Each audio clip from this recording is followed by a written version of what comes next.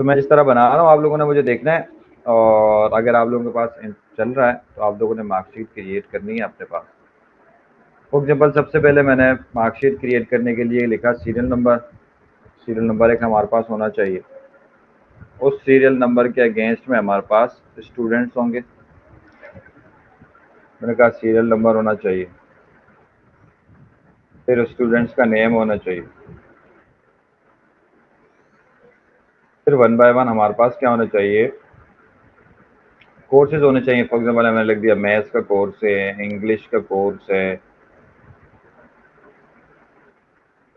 उर्दू का कोर्स है, पाक स्टडीज़ है। ठीक है, यही चीज़ें होती हैं, और भी बहुत सारी चीज़ें आप यूज़ कर सकते हैं।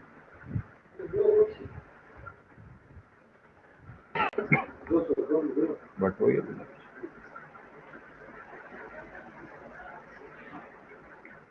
ठीक है।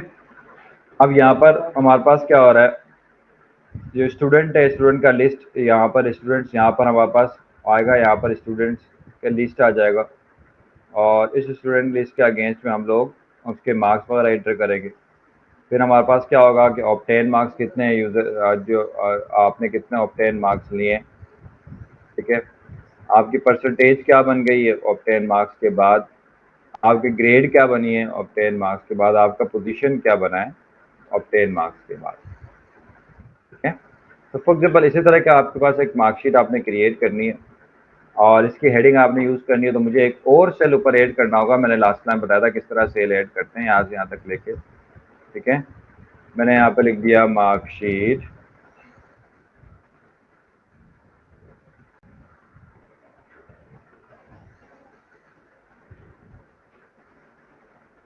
Annual result 2023। ठीक है, और फॉर एग्जाम्पल इसको मर्जन सेंटर करना होगा मैं यहाँ पर, ताकि सेंटर में आ जाए। जब मर्जन सेंटर करेंगे इसको आप साइज बढ़ा सकते हैं।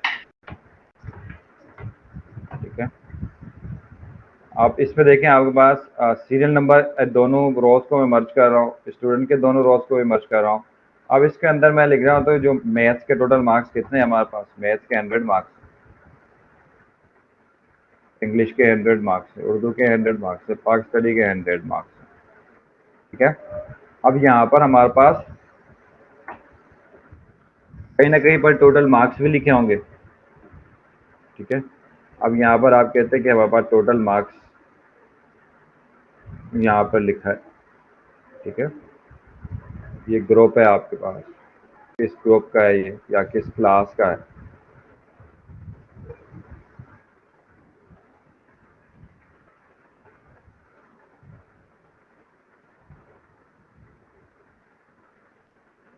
और ये आपके पास टोटल मार्क्स हैं।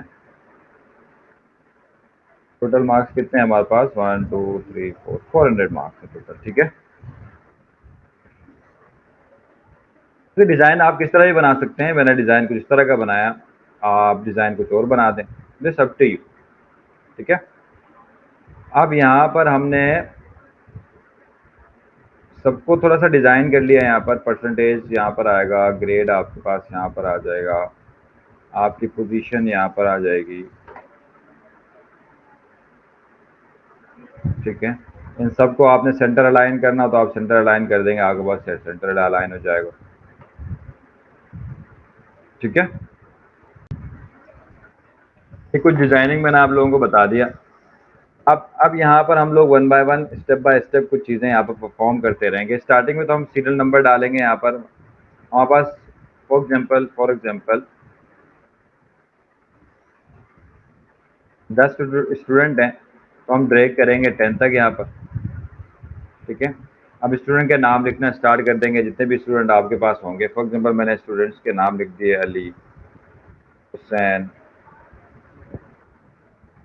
इमरान, नवाज, मलिक, साइम, जमील, इकरा, बासित, शाज़ेब। ठीक है, एग्जाम्पल ये मेरे पास स्टूडेंट्स हैं। अब इन स्टूडेंट्स के मार्क्स आपको पता होने चाहिए कि किसने मैथ्स में कितने मार्क्स लिए, किसने कितने मार्क्स लिए, ठीक है। अब वन बाय वन आपके इसके मार्क्स एंटर करते रहेंगे। फॉर एग्जांपल मैं जनरली एक मार्क्स एंटर कर रहा हूँ। अच्छा, ये मार्क्स जो है ना आप लोग फिलहाल एक हमारे पास रैंडम नंबर्स भी आ सकते हैं यहाँ पर, पता है हम लोगों को। फॉर एग्जाम्पल रैंडम नंबर से मुराद में एक रैंडम नंबर जनरेट करवाना चाहूँ 100 से लेकर 1 से लेकर 100 तक के बीच में, तो वो रैंडम नंबर भी जनरेट कर सकता है, या आप अपना खुद से भी लिख सकते हैं। फॉर एग्जांपल मैंने यहाँ पर लिख दिया, यहाँ पर अली ने 55 लिए, हुसैन ने 56 लिए, यहाँ पर इसने 75 लिए। अब ये आप एक रैंडमली भी जनरेट कर सकते हैं। रैंडमली जनरेट करने के लिए हमारे पास एक फॉर्मूला आता है आर एन डी के नाम से, ठीक है।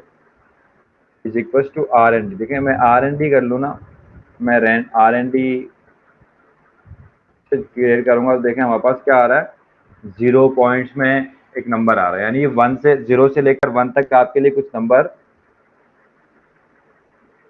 कुछ नंबर क्रिएट करता है। मैं चाह रहा हूँ कि वो नंबर हमारे पास 0 से 1 तक नहीं हो, बल्कि मैंने नंबर जनरेट करवाने हैं 55 से लेकर हमारे पास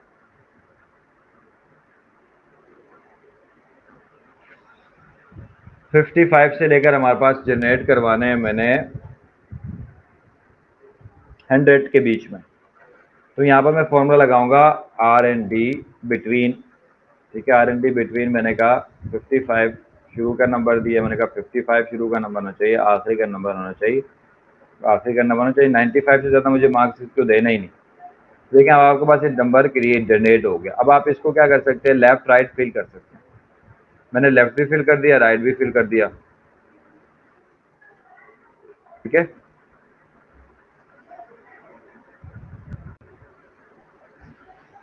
अब ये आप देख सकते हैं यहाँ पर हमारे पास क्या आगे सारे नंबर ऑटोमेटिकली जनरेट हो गए, किसके कितने मार्क्स लें। जब ये हम कंप्लीटली हम लोग इसको जनरेट करवाएंगे, उसके बाद यहाँ पर ऑब्टेन मार्क्स कि टोटल अब ऑब्टेन मार्क्स कितने हैं, यूजर के कितने मार्क्स लिए हैं टोटल, ठीक है।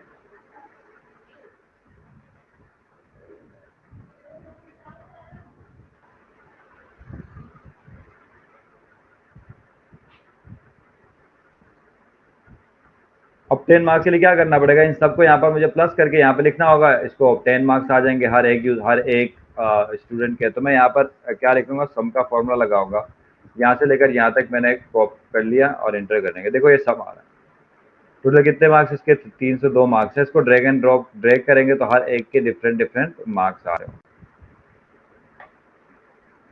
ठीक है। अब इसकी परसेंटेज कितनी आई है वो हम परसेंटेज मालूम करने जा रहे हैं हम लोग। जब अब परसेंटेज मालूम करने का फॉर्मूला हमारे पास क्या होता है कि जो आपने ऑब्टेन मार्क्स लिए इसको डिवाइड करेंगे टोटल मार्क्स से और मल्टीप्लाई करेंगे 100 से, तो हमारे पास क्या आ जाएगा, परसेंटेज आ जाएगा। वेरी सिंपल है। या इसको यहाँ पर जाके आप ऊपर से जाके यहाँ पर इसका जो फॉर्मेट है उसको परसेंटेज कर दें, सबको ड्रैग एंड ड्रॉप कर दे, सबकी फॉर्मेट परसेंटेज की हो गई। अब हम सिंपल क्या करेंगे, यहाँ पर जाके एक क्लिक करेंगे, इज इक्वल टू करेंगे obtain marks divided by marks. ये टोटल मार्क्स ऊपर 100 400 है।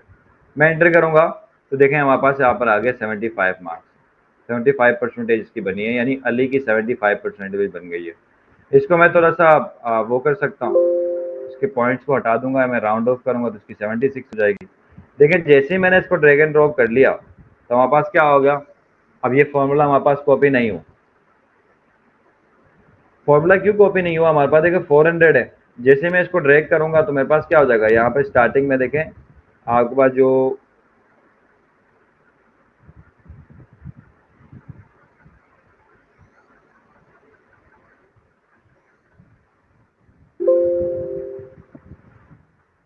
आपके पास यहाँ पर जो फॉर्मूला लिखा हुआ क्या लिखा हुआ, G2 divided by J5 divide by J2। तो J2 तो हमारे पास ये है 400 और J5 हमारे पास G5 क्या है हमारे पास, ये 302। अब यहाँ पर क्वेश्चन ये आता है कि ये तो हमारे पास सही आंसर देगा। अब उसके बाद क्या होगा, जैसे हम नीचे ड्रैग तो हमारे पास क्या होगा, ये अब G5 जो है G6 हो जाएगा यहाँ पर, और I2 क्या हो जाएगा, I3 हो जाएगा, यहाँ पर आ जाएगा, जिसकी वजह से क्या होगी, कैलकुलेशन हमारे खराब हो जाएगी। यानी ग्रेड क्या है, कुछ भी समझ नहीं आ रहा है। उसके बाद I4 आएगा, फिर I5, I6 यहाँ पर तो कोई नंबर ही नहीं है, जिसकी वजह से क्या होगा, आपके पास जितने भी वैल्यूज इसके बाद आएंगे वो सबके सब खराब होंगे। ठीक है, इससे बचने के लिए आपको क्या करना पड़ता है, यहाँ पर एक कॉन्सेप्ट आता है सेल लॉकिंग का, कि हम सेल को लॉक कर दें, यानी ये 400 का जो सेल है ना, ये लॉक कर दे, ये बढ़े ना, ये हमेशा I2 ही रहे, ये I3 ना हो जाए। तो यहाँ पर जाके हमें चेंज करनी पड़ेगी फॉर्मूला के अंदर। अब मैं इसको डबल क्लिक करूंगा, मेरे पास फॉर्मूला लिखा हुआ आएगा, क्या लिखा हुआ आएगा, JG5 डिवाइड बाई I2। अब ये इस I2 को आपको लॉक करना होगा, यानी I2 कभी भी चेंज नहीं होना चाहिए, G5 चेंज होना चाहिए, G5 G6 होना चाहिए, G7 होना चाहिए, G8 होना चाहिए, पर हमारे पास जो I2 है वो कभी भी चेंज ना हो। ठीक है, तो इसको हम कहते हैं सेल लॉकिंग, यानी अब सेल को हमें लॉक करना होगा। यहाँ सेल लॉकिंग करने के दो तरीके हैं, यहाँ पे काम करेंगे, इसको सेलेक्ट करेंगे जो भी आप जिस सेल को आपने लॉक करना है, और प्रेस करेंगे F4।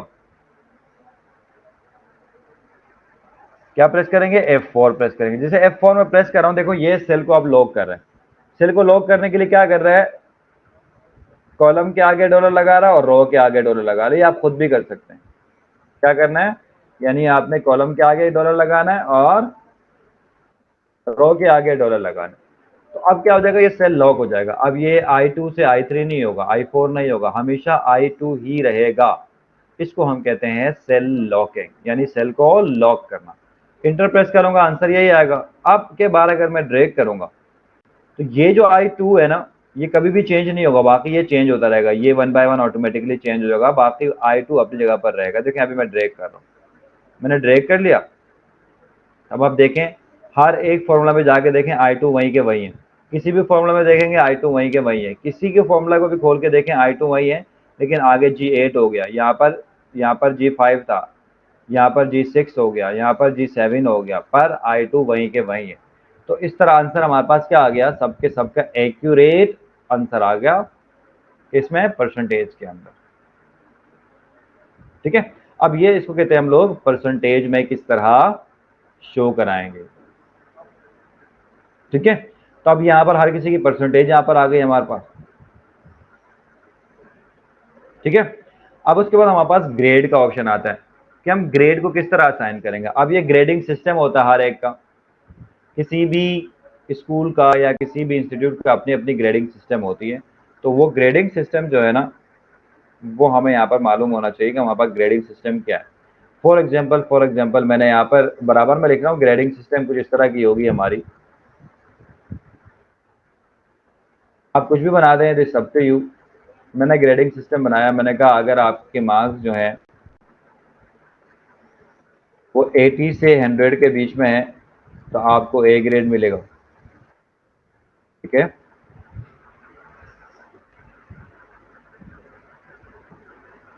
और दूसरा आपके पास ये है, यहाँ पर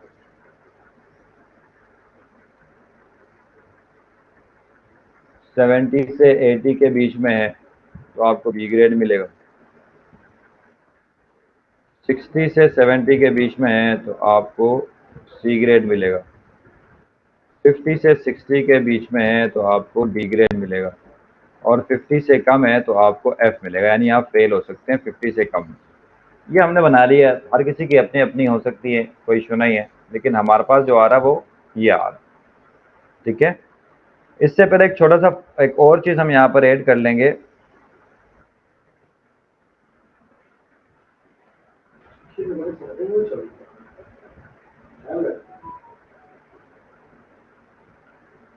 यहाँ पर एक और मैं कॉलम ऐड करने जा रहा हूँ, मैंने एक कॉलम ऐड कर लिया, और ये कॉलम है आपके पास कि आप पास हैं कि या फेल हैं।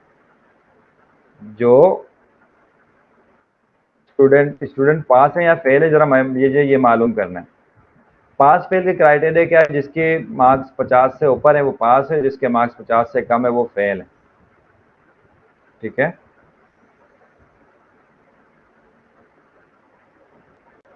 यानी जिसकी परसेंटेज जो है ना वो 50% से ऊपर जिसकी है वो पास है, और जिसकी 50% से कम है वो फेल है। तो यहाँ पर मुझे क्या लिखना पड़ेगा, वो कंडीशन लिखनी पड़ेगी।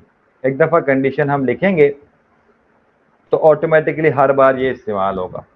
तो कंडीशन लिखने के लिए हम फॉर्मूला यूज करते हैं, किसकी, इफ का फॉर्मूला यूज करते हैं, अगर का फॉर्मूला। ठीक है, तो फॉर्मूला वैसे नॉर्मल है, जिस तरह हम लोग नॉर्मल इंग्लिश में बोलते हैं कि अगर हमारे पास परसेंटेज 50 से ऊपर है तो उसको हमने करना है पास, वरना फेल कर देना। अब यहाँ पर जाके फॉर्मूला लिखेंगे, मैंने कहा इज इक्वल टू इफ, यानी इफ का मतलब अगर। चेक करें आप यहाँ से, कहाँ से चेक करें, H5 पे चेक करें। अगर H5 पे आप चेक करें और ये चेक करेंगे अगर ये greater than is equal to 50 है, अगर ये greater than is equal to 50% है तो आप कॉमा लगा के बताएं कि पास है बच्चा, स्टूडेंट पास है। फिर कॉमा लगा के बताएंगे वरना फेल। और आपने ब्रैकेट को ओपन किया तो ब्रैकेट को यहाँ पर क्लोज करना होगा। ठीक है, समझ आ गई है ये चीज़ यहाँ पर। यानी ये जो परसेंटेज में हमें चेक करनी है, उस परसेंटेज में चेक करने के बाद हमें ये डिसाइड करना है कि आप पास हैं या फेल हैं। तो मैं इंटर करूंगा तो क्या करोगे, पास लिखा हुआ आ गया। पास क्यों आया, क्योंकि यहाँ पर 76 है। अब मैं इसको ड्रैग कर रहा हूँ सबको, तो अगर किसी का 50 से कम मार्क्स होंगे तो यहाँ पर क्या लिखा हुआ आएगा, फेल लिखा हुआ आएगा। फिलहाल सबके सब क्या है, पास है। फिलहाल सबके सबके सब पास है, तो इसलिए सबके सबके आगे हमारे पास क्या लिखा हुआ गया, पास लिखा हुआ। जरा एक बच्चे को फेल करके देखते हैं। अब फॉर एग्जांपल, अब देखें मुझे अगर किसी को कोई भी चेंजेस करनी हो तो मैं यहाँ पे जो चेंजेस करूंगा ऑटोमेटिकली ये यहाँ पर रिफ्लेक्ट होंगे, सबके सब इन तीनों जगहों पर रिफ्लेक्ट होंगे। फॉर एग्जांपल ऐसा हुआ, नवाज ने कहा कि मेरे पास मेरा जो मार्क्स है इंग्लिश के अंदर वो 69 आए, बहुत कम आए। इसने स्क्रूटनी करा दिया। अब स्क्रूटनी में पता चला कि इसके मार्क्स 69 नहीं बल्कि 29 थे, गलती से 69 हो गए थे। तो इसके मार्क्स जाके आप यहाँ पे चेंज करेंगे, आपने लिख दिया 29। तो देखें आपके पास ऑटोमेटिकली क्या हो रहा है, उसका ऑप्टेन चेंज हो रहा है, उसके बाद उसका परसेंटेज चेंज हो रहा है, आगे पास फेल चेंज नहीं हो रहा। पास फेल क्यों चेंज नहीं हो रहा, क्योंकि उसके अभी भी 66 मार्क्स हैं।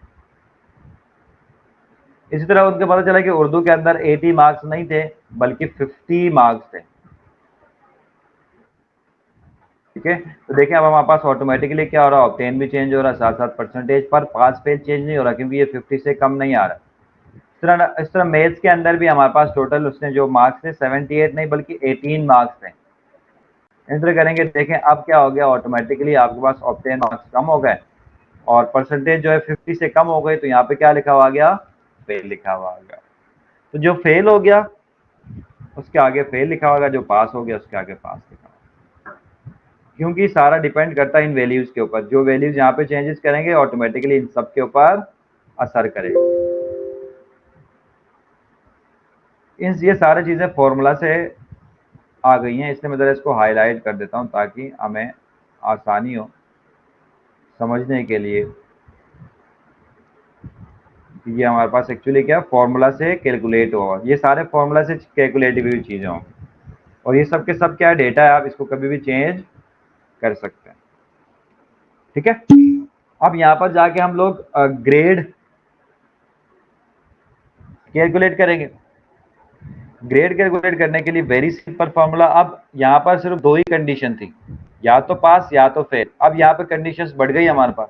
कंडीशंस कितनी हो गई, 1 2 3 4 5 कंडीशन हो गई।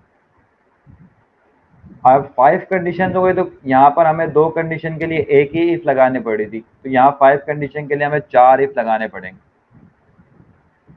ठीक है, हमेशा एक इफ दो कंडीशंस को चेक करती है। ठीक है, अब ये वन बाय वन मैं कंडीशन चेक करने जा रहा हूँ, वही इसी तरह कंडीशन चेक होगा जिस तरह हम कंडीशन को चेक करते हैं। इज इक्वल टू लिखेंगे, इफ कंडीशन चेक करेंगे अगर आपके पास ये परसेंटेज, हमने लिखा इफ अगर ये परसेंटेज ग्रेटर देन है, इक्वल टू है 80 के, तो आपने कहना कि ये ए ग्रेड का बच्चा है, इसको ए ग्रेड मिल गया। फिर कॉमा लगा के चेक करें, फिर दोबारा एक इफ चेक करेंगे, फिर दोबारा एक दफ़ा चेक करें कि जो आपके मार्क्स है वो ग्रेटर देन 70 से ऊपर हैं तो आप 70 से 80 के बीच में होगा तो आप लगाएंगे बी ग्रेड, फिर कॉमा लगाएंगे, फिर दोबारा एक और इफ लगेगा।